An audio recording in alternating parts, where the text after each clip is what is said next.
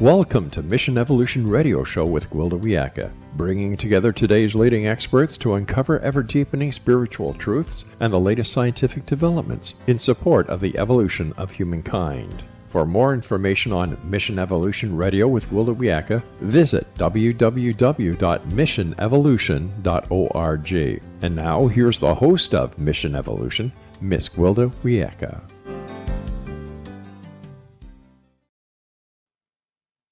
Welcome. I'm so glad you can join us on Mission Evolution, where we bring the latest knowledge from today's leading experts to support your evolutionary process. I'm your host, Gwilda Wiyaka. This hour we'll discover legacy, bringing all that you are. In choosing a career, we tend to decide what we want for a job based on how much we can earn doing it. We then acquire the education required and bring that education to the job. Soon, we identify with the job title, leaving most of the rest of ourselves behind.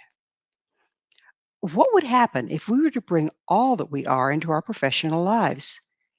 How would it be received?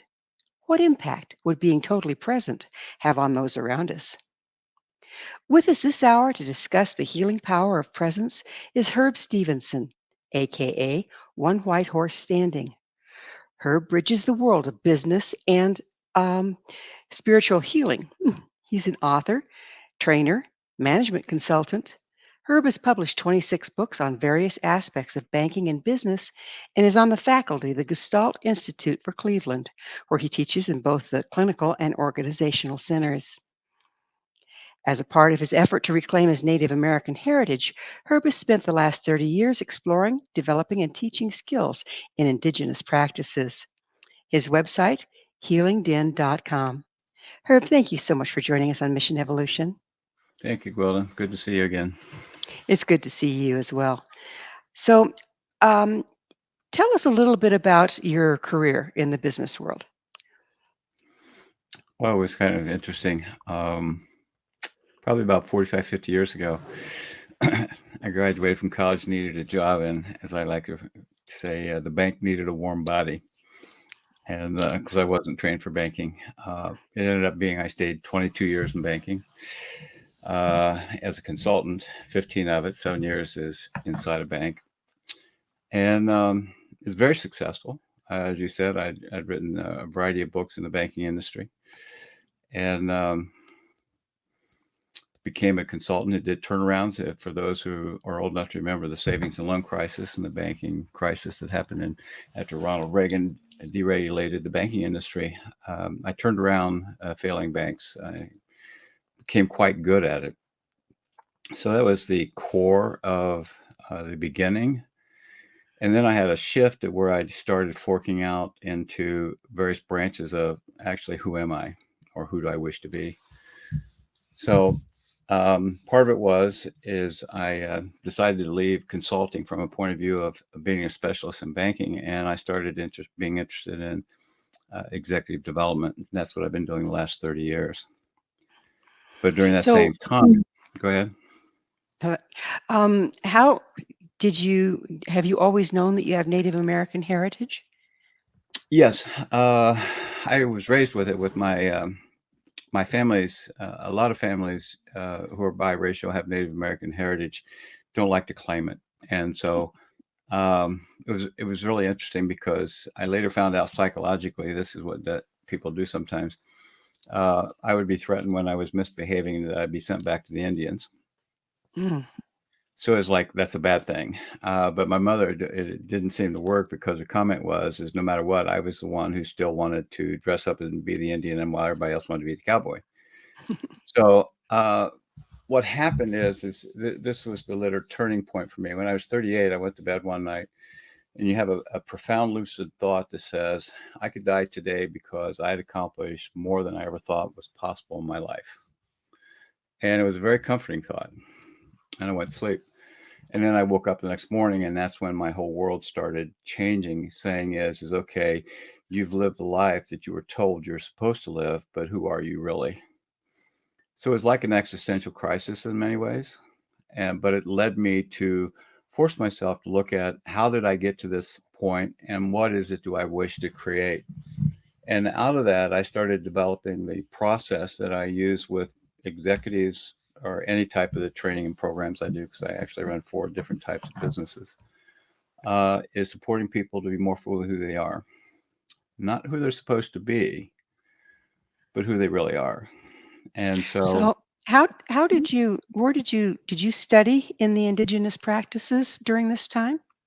during that period, I was claiming my heritage. So I started studying, meeting people, um, scaring my family. My family was terrified. They still had a core ancestral belief that if we claimed our heritage, their literal phrase was bad things would happen.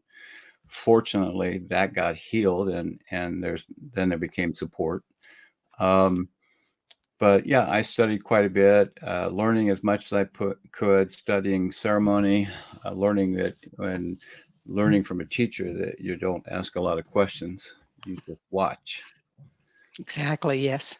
Yeah. So within that, when did it start to occur to you that, well, here's my heritage and here's my job, and how can the two come together?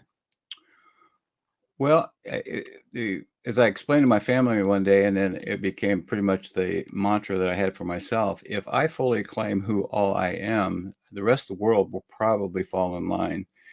And I found that to be true. And that's what led to a lot of understanding about what is presence. If we have a fear that I won't be accepted because I'm not doing or looking the way you want me to look, then people will probably pick up on that energetically. So when I decided to fully claim my heritage, I realized there'll be people who are biased, because when I did leave the consulting practice, as far as banking goes, uh, there was a big uproar within my company, and because I was part owner of the company, and a big uproar in the banking business. And I had such things as people asking me is well, your people, I'm now, instead of Herb, I'm your people. Are your people baptized? And all sorts of strange things happening. And I realized I, in a way, stepped off a cliff, but on the other way, I realized I created freedom. So when I left, it said, what do I want to create? And that became the whole driving force of how I ended up developing all of these various businesses that I have, because I run an 80-acre horse farm. I have a global consulting practice. I teach a healing practice called a healing den. I teach Native American under one white horse standing. And then I also have for 20 years taught men how to be present by taking them into nature. And I do that. I've been doing all those for about 20 years now, except for healing den. That's brand new. It's 5 years old.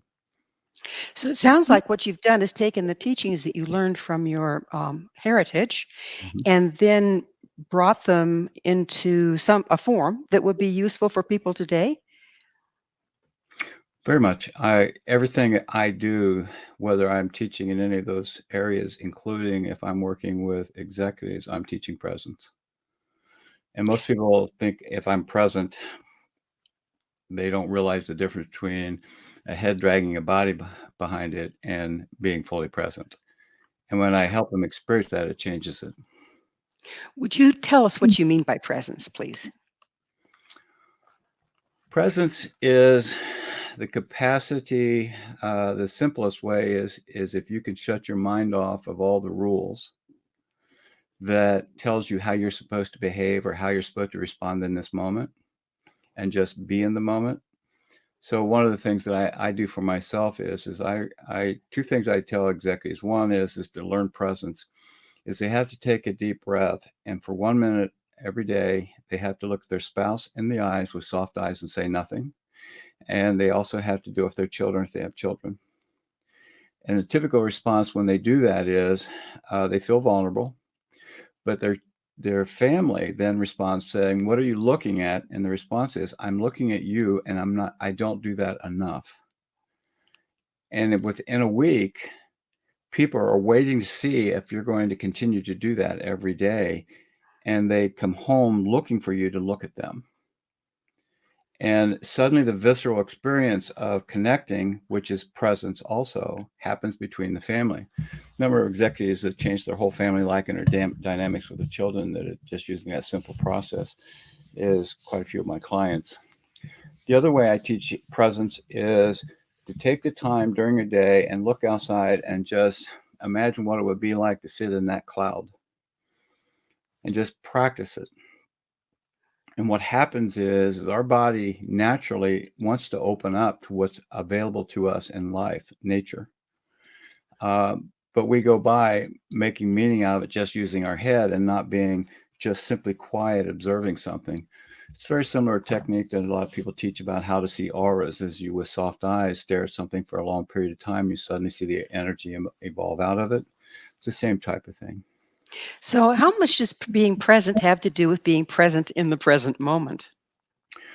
Well, tremendously, because you can look at almost all the research. Siegel, a variety of others have written about this, about presence, and the presence is what are you focusing your attention upon? If I'm focusing on the rules of how I am to be a good business person or to influence or manipulate somebody into doing something, I'm only present to my methodology of what I'm trying to do. But the presence I'm talking about is just being in the moment. So a phrase frequently used is being in the presence of what is present. And that is a whole range from simply being, I'm seeing you sitting there, to I'm beginning to experience you in a completely different way. One of the ways to talk about it is when some people feel intimate, they're combining vulnerability, safe vulnerability, with conscious awareness, and there's an energetic connection that goes between them. And most people can relate to that. So, you have to be vulnerable in order to be open, and then you have to be open in order to have intimacy. Is that the progression there? Energetically, yes. Um, because intimacy is the coming together of two people at that place that, if for lack of a better phrase, that we have protected and hidden because society said, well, you're not supposed to behave this way, or you're not supposed to feel this way, or you're supposed to act this way. And when you take those things out and you're just in the moment, like two kids or two young people falling in love, they don't know about what anything else is going on in the world. Now we just want to say, well, they're lost in love. But what is that energetic connection? So you have to be present in order to tap into that. But isn't there an awful lot of stuff standing between us and being present? A Yes. lot of damage and emotions and unprocessed things? Welcome to civilization. So that's part of what I teach is the unlearning of all the rules. And I constantly come back to people and saying is if you could have what you want, what would that be? And the interesting part is a lot of people have no idea. I think most people have no idea. I mean, we've been taught what to want, and we continue to be fed programming about what we want through advertising and everything else. How do we step out of that enough to find what we want? Part of it, slow down. Slow down. Meditation is something I really support for everybody. So the more that an individual, I have some executives that I work with, and I point out if you can meditate, which is just sit quietly for a minute a day for a week, I would be happy. And they find out it's difficult. But some of them then suddenly realize, wow, I feel better when I do that. Just sit quietly and don't do anything. Just even focus on my desk or something sitting on it. I often suggest put a picture of your family in front of it and just focus on looking at them and feeling the presence of why that photograph is important to you. So that's breaking the rules because in business, that's a slacker. You're not working. You're not doing the things you're supposed to do and all those type of compliance issues. And so a whole lot of learning presence is required to unlearn a whole lot of what, as you said, what society taught you. So, I mean, we've been conditioned from the get-go to toe the line, to be a particular way and our parents mean well. They're trying to teach us how to get along in the world. So it's like starts from pre-verbal, really, doesn't the conditioning? Oh, completely, completely. And a lot of it is very painful. There's a phrase for it. It's called pro-social humiliation. And it's where we, in essence, humiliate our children into behaving in certain ways. And so the difficulty for all of us is if you've ever experienced that, like a pro-social humiliation, you don't want to go near that. So you've kind of forced yourself into this box of this is acceptable and don't go out there. So what I try to create is environments that makes it completely safe to explore something other. How do you create that? I mean, a bunch of people coming together, we're all bringing this baggage. How do you make that first step towards communion? Well, part of what I do is almost all the trainings I do, whether I'm in Dubai doing a training for a large oil and gas company or anyone else, I set the training up in a circle as much as possible, if not a circle, at least three sides. So now we have to be relational because we can see each other, and just slowly get used to that. So that's a part of it, and then I begin to ask questions. And I point out to him you're going to tell me your public voice, which is what you're supposed to tell me. But over time, by the time we're finished, I hope to get to your private voice. Is what's that other voice saying to you in the background about what you would really like to answer as, and getting used to paying the attention that you have both. And it doesn't take too long for suddenly somebody opens up, and as I refer to it is nobody died when we used our private voice and talked about something that was important to us. Like a lot of executives wait until they retire to go back to doing art or various things that they love. My question is why wait? How well is this received at first? I mean, if people are people required to be there, or is it voluntary when you're working in a business setting? Sometimes it's required, but generally I try to have them put it in as voluntary. Because let's use the example of which is a little more day to day, which is when I'm working with corporations.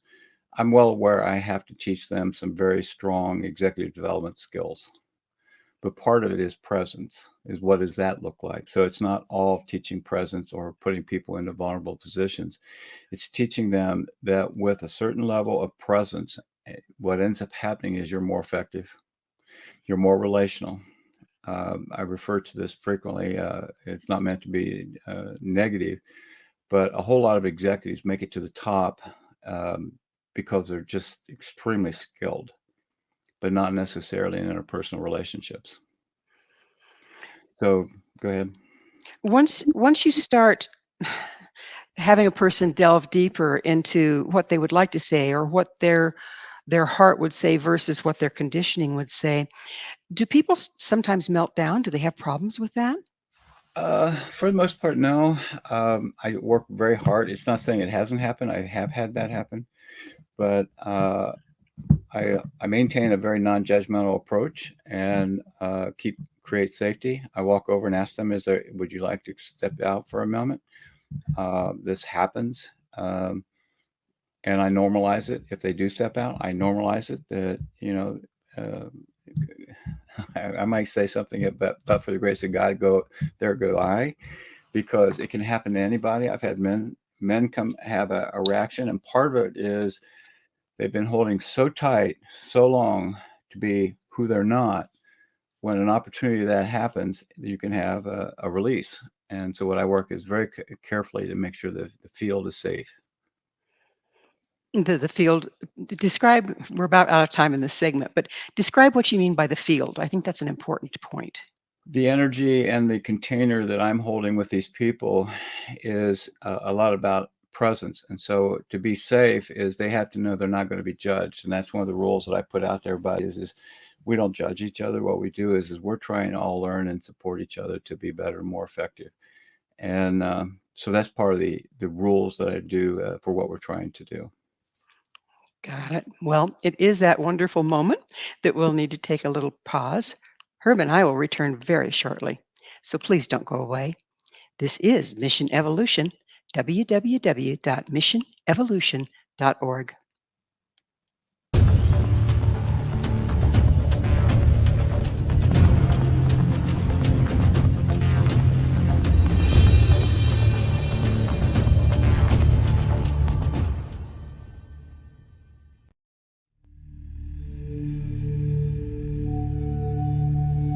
Do you you enjoy paranormal, sci-fi romance, yet find yourself tired of the same old themes and storylines? Then you won't want to miss Kahira O'Donnell's latest exciting release, To Taste You Again. Alien Lord Kane McKean knew the moment that his destined mate was born. He watched from afar, waiting for her to grow from child to woman. However, before she was old enough, she was stolen from her home world by flesh pirates. Kane searched 10 long years to find her held in a suspension chamber, a 10-year-old girl in a woman's body. He rescued her and swore to give her time to grow up, but with his very life depending upon winning her as a mate, has he waited too long? Get your copy today. To Taste You Again by Kahira O'Donnell is now available on Amazon or KahiraO'Donnell.com.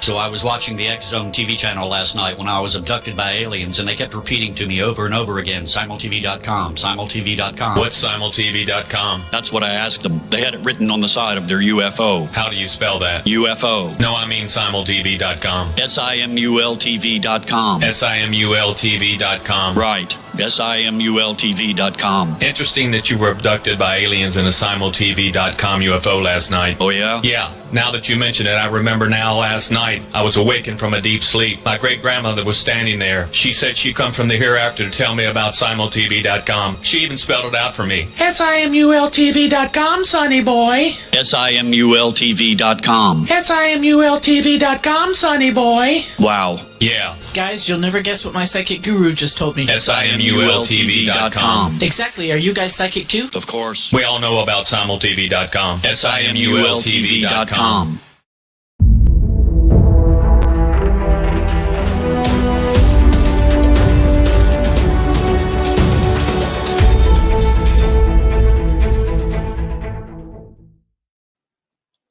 Hello again. This is Mission Evolution, missionevolution.org. We're dedicated to unification and evolution of consciousness. With us this hour, discussing becoming a healing presence, is Herb Stevenson. His website, healingden.com. Herb, we were just talking about presence and how challenging it can be to come into a place where you can be present. Don't you have to be present with yourself first? And what does that process look like?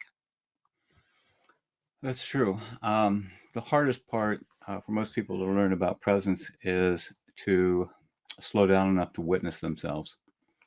So one of the things that I work with different individuals is I use the phrase pause, reflect, and choose. Pause, reflect on, checking in, what am I experiencing within myself, and then choose what the behavior is based on whatever it is I'm facing. It's highly effective for executives who are used to being rapid fire machine gun type of blasts and interrogation. And when they pause, reflect, and choose, I teach them to slow down and be more of a presence. And as a result, their effectiveness goes up. So that's the simplest technique. The other one is oftentimes, if I can get people to meditate for 5 to 10 minutes, they begin to witness their own thoughts and they begin to realize I am not my thoughts. They're just flowing through. And the impact of it is we begin to, one, observe ourselves, and then two, witness that we are actually something separate. And that as we do that, we begin to realize in every moment I can choose who I wish to be. And So when you're working with this, I didn't mean to cut you off there. When you're working with this, are you actually, we have these neurological ruts of behavior, if you will, and it's just a knee-jerk reaction. This stimulus, we respond in that way. Is that pause giving you time enough to make a different choice and discern if a different choice would be more appropriate? yes, after I teach this process, and this has been consistent now for about 15 years, and especially with executives, is I point out to them is if they do pause, reflect, and choose, and in fact, I have many of them just put a little stick-up note on their desk that says PRC as a reminder. What will happen is that first they don't pause, reflect, and choose, but they'll realize they should have. And that starts to change the neurological patterns. So wherever you focus your attention is how you start building neurons or neurological pathways. And so it does work in that sense. And I'm teaching them how to focus their attention in a different way, giving them just little practical techniques like PRC to do that. As they go further, I teach them there's 4 different ways to, or a series of patterns of how to listen. Often people listen for 20% of what somebody says. They assume they know what the rest of it is, and they answer based on that, creating mass confusion, frustration, many divorces. So So, listening is a skill that I've been trained in the Native way, and listening is a skill that's very much a part of most different tribes' heritage, isn't it? very much, because listening in a tribe, it's disrespectful to not listen to the full story. So it's more dialogic. Um, so the idea is everybody speaks, but it's not a debate. It's a listening and then sharing your voice. And out of the evolution of sharing different ideas, a common understanding or a broader understanding that didn't exist starts to evolve. And so that's why I teach a lot of times, I refer to it as dialogue, but it's a type of active listening. Whereas we get to a point of I'm saying is as you listen to this, what is the essence behind what's being said? And at first it's like, well, what do you mean by that? And I said, well, let's just try it and experiment. And what is the essence behind what's being said? The result of it is that also teaches them to witness and observe and to make different choices than what they've been told is the right way to do it, whether it's listening, speaking, being a formidable, strong CEO versus somebody who's more collaborative. We are so rule-based. It's a wonder we don't choke ourselves off. Seems like we are. Yeah. Yeah. So it sounds like what's going on here is you're totally in a receptive mode when you're listening. And then your response is reflective listening, like based upon what you took time to hear them saying versus what you had decided ahead of time you were going to say next. How does that change the interaction? Well, there's more respect and civility. It's not a win-lose. It's how do we come to common understanding? And so that is a completely different approach. Most businesses, but most people on a day-to-day basis is put conversations into win-lose or just sharing of information, and we're not really even necessarily paying attention to a simple process. For example, in any conversation, it helps to look the person in the eye and saying, this is what I understood you to say. Is that what you said?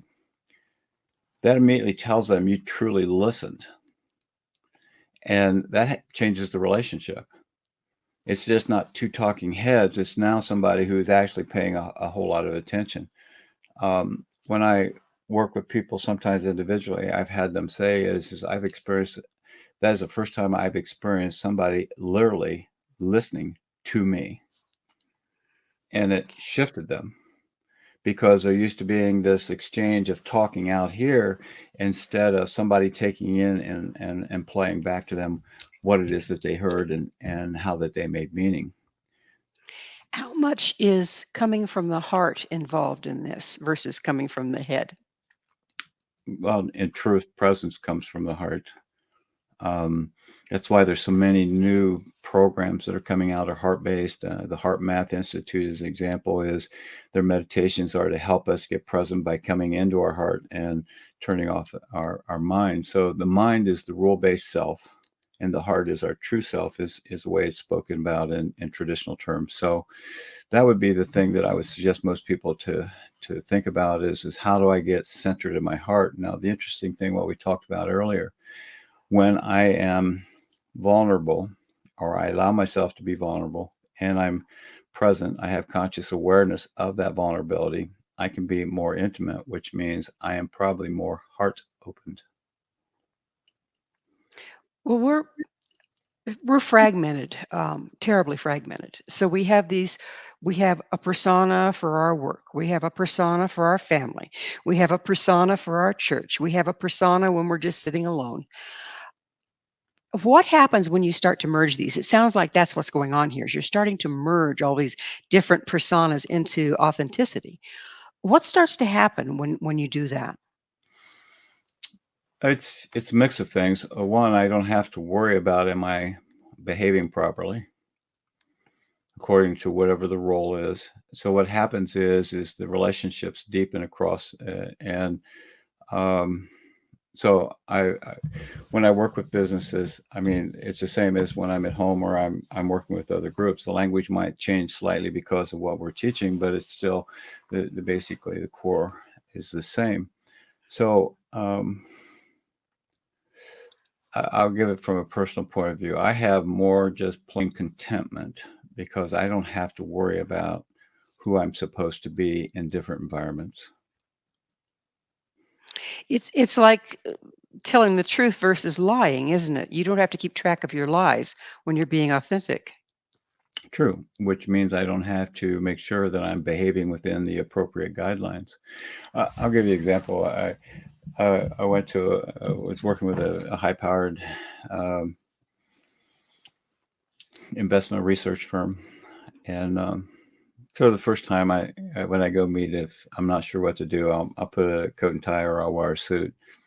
But the second time I show up like this, and I'll probably wear a sport coat with it, but I've got blue jeans, cowboy boots, and this is it. And his first thing he says to me is, "Come this way every time. There's something about your presence that's different, and that I can relate and relax to more so than when you come in as a business suit." Now, think about that. If that's universal, we wear business suits, we put on our armor versus somebody who's come in a more relaxed and casual environment. I think that's why business casual has evolved. Makes sense. Makes perfect sense. I'd like to back up just a little bit. You've talked several times about meditation, but meditation isn't necessarily a native practice, is it? Isn't it more Eastern? Well, formally we could say that, but learning to go inside yourself is very much a core process of a whole lot of ceremony from Native Americans. So, for example, sweat lodges, you go into the darkness and the heat, and some people go through the first process of, oh my God, it's dark and it's claustrophobic, and they take a deep breath and they start settling down. And so you create the environment of, I'm just listening to my heart instead of my mind. So in a way, ceremony and rituals actually bring us into a meditative state. It's very similar. They also spend a lot of time at nature, which is sitting by a tree and just paying attention to nature, which often opens us up to a broader experience of, that's how they know so much about animals, is they observe the animals and all their behaviors, and then they translate that into, how can I be fully who I am like that animal is? So it's not just in indigenous cultures. And when I say meditations, I'm extremely eclectic. I'm a voracious reader, so I've read massive amounts of old spiritual texts, Gnostics, Christian mystics, a lot of Eastern philosophies, because what I came back to is everybody's teaching the same thing. They're all saying the same thing. We need to get present. We need to get centered. If we do, it's the road back to our true self. And so that's what I do. As you see people incorporate this being present with yourself and therefore being present with others into their family lives, what kind of changes happen? I get thank you notes from their family. Really? Literally, I've gotten thank you notes saying, I don't know what you did, but I've got my husband back, or I got my Mhm. wife back. Same with my men's program. I received notes from a spouse that she said, can I send my husband back a second time? The first time was so good, I hope to get more. When we're present, we're available. As you use authentic, the impact of it is instead of this facade of who I'm supposed to be and my responsibility, let's just say as in the family, is to be the breadwinner or however that's all negotiated. What ends up happening is we just find out that we can just be who we are, and we could slow down and if we're that same person at work as we are at home, there is no shift or worry about what we bring home. We just bring our authentic self home, or we take it to work.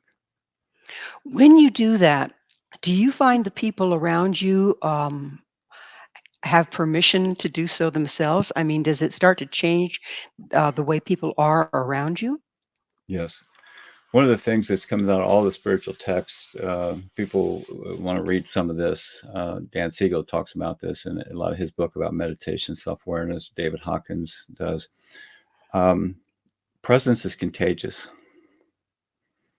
So what happens is some part of us realizes this person is safe, and they kind of drop down into their body further, and they actually feel their feet. I often tell people, if you're not present, you have no awareness of where your feet are. You can't feel them on the floor.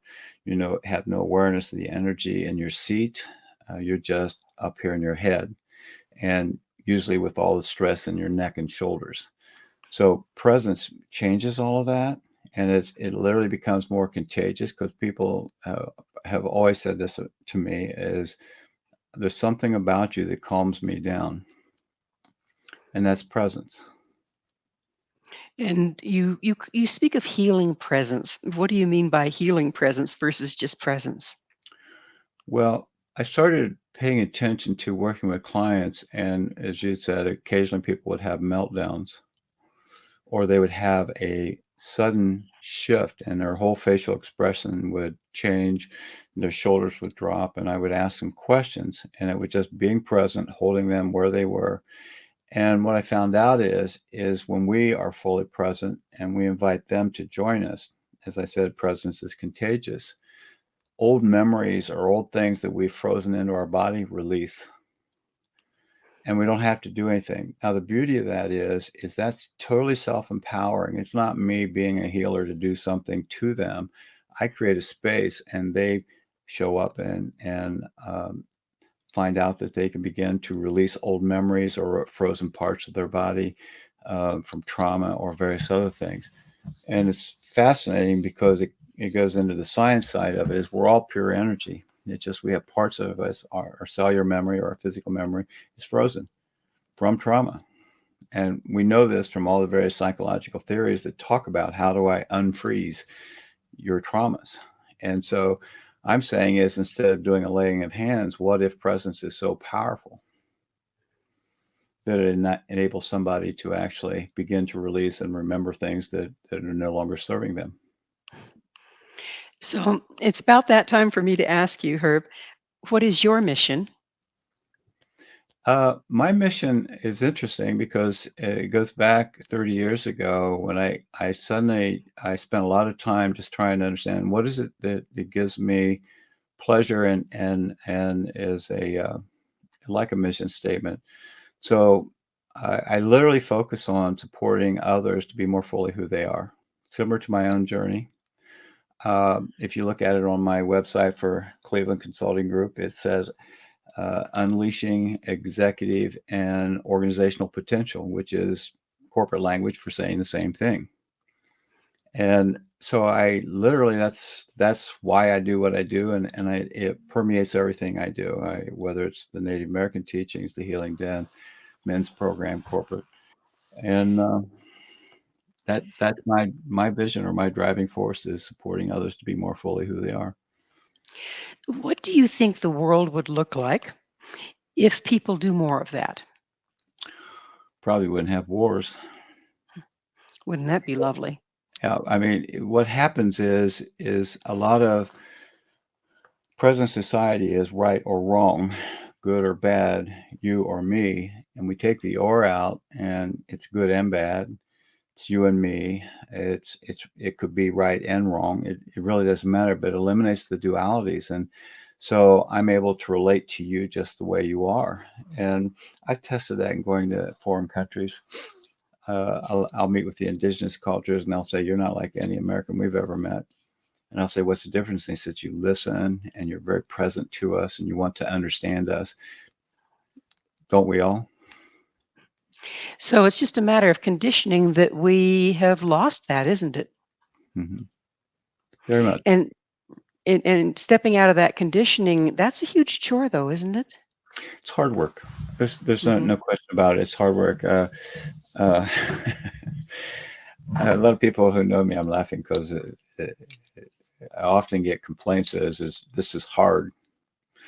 One guy called me an emotional terrorist because I was asking him to look at some things he didn't want to look at. And now he's, now when I see him, instead of biting comments, he comes up and he wants a big hug, and he's totally changed. So yes, it is difficult because the problem is socialization is very painful, and it's very painful to unravel.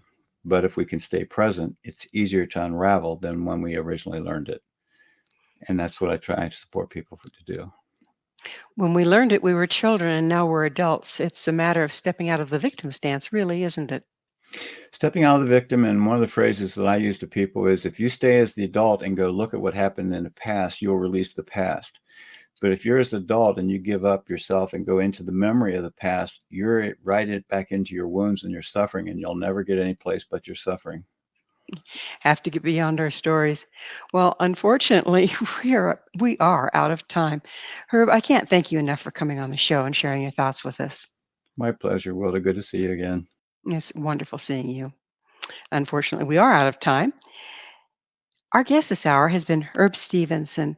Herb brings the world of business and spiritual healing together and has spent the last 30 years exploring, developing, and teaching skills in indigenous healing practices. His website, healingden.com. This has been Mission Evolution with Gwilda Wiyaka. For more information or to enjoy past archived episodes, visit www.missionevolution.org. Please be sure to join us right here next time as this mission continues, bringing information, resources, and support to our rapidly evolving world.